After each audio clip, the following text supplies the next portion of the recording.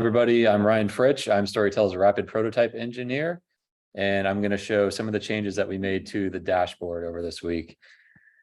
So here is the updated dashboard, and first thing we did was update the styling to kind of match more of the other design cues we've used on our other products. So Storytell.ai, like the landing page, the virtual me, just giving us a visual overhaul to make it look a little bit better and easier to use.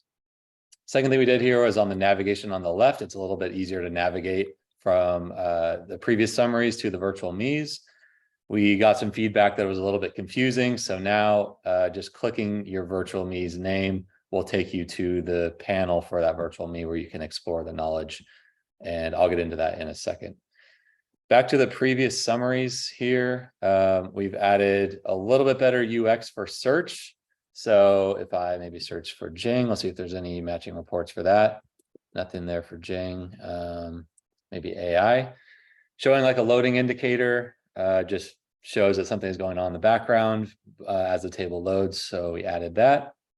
And then you can also use these topic filters to filter for your reports. So I know I only have 13 reports currently, and that's because I did a full account wipe earlier and it actually did go through. So previously I had 6,500 reports, which would have been a little bit better experience. But like I said, I did a full account wipe, so they're all gone now.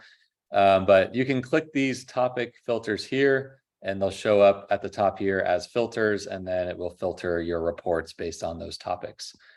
And these filters are an and filtering. So these reports that are showing down here are engineering demo topic and the Santa Rosa offsite topic. So we'll be adding more advanced capabilities for filtering in the future. All right, I'll clear those. Another thing you might have noticed is we have these check boxes next to the reports now. So you can check multiple here like this. And then you have the option to delete. So I'll click this delete button right here. Are you sure you want to delete for reports? I'm not going to right now, but if you wanted to, you can delete them like that. We also have a select all up here at the top, which will select all the ones that are showing here on your screen. We load 50 at a time and then use pagination here on the top right-hand corner so you can kind of page through them. If you have, like I mentioned, I had 6,000 or something like that, you can just go page by page to navigate through them.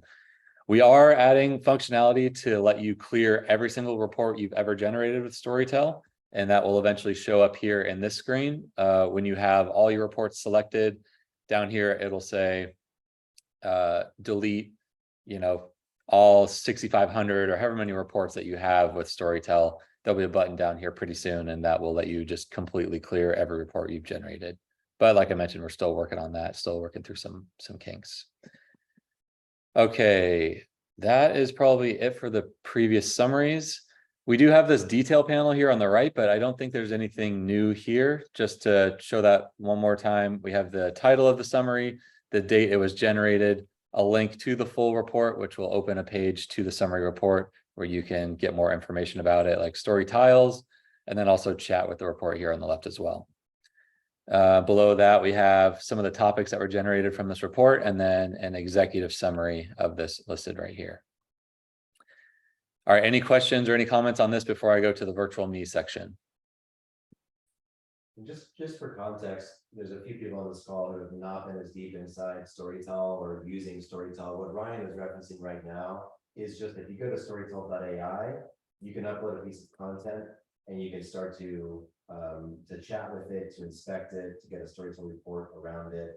And so what Ryan is showing is the dashboard view where I have done that, and now I have some Storytell reports that I want to manage, which is something that users have asked for. Yeah, and also thanks, Sean, for sharing a couple of very interesting articles. I was posting Storytell report for that as well, so that you can experience how Storytell can turn article into a kind of almost live form. We're using Ryan's mic, Jing, and you just I'll turn mine off really quick. I'm doing your mic.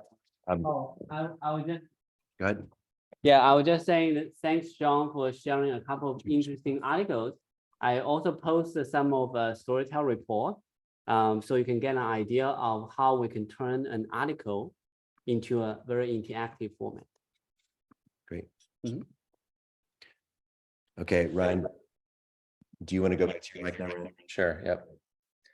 All right, I'll keep it moving. We're gonna go to the virtual me section now. So I'm gonna go to my virtual me, clicking the name here on the left, and then here is the panel for my virtual me. So up at the top, we have the name of the virtual me. I just named this one Ryan. Link to go to the actual chat for the virtual me. So I can click that and it'll open the page to actually start chatting with the virtual me. Go back here.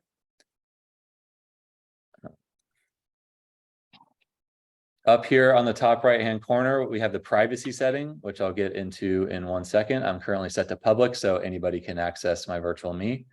And that would be storytell.ai/Ryan. We have a couple areas of expertise that have been generated about my virtual me, and these are based on the pieces of content I've uploaded, which are showing down here.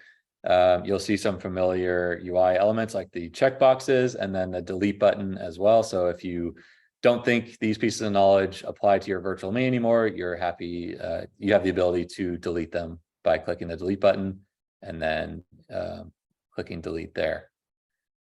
We also have the upload content button over here, which will show a modal that lets you upload more knowledge by dropping in a PDF, text file, MP3, MP4, or just pasting in some raw text right here.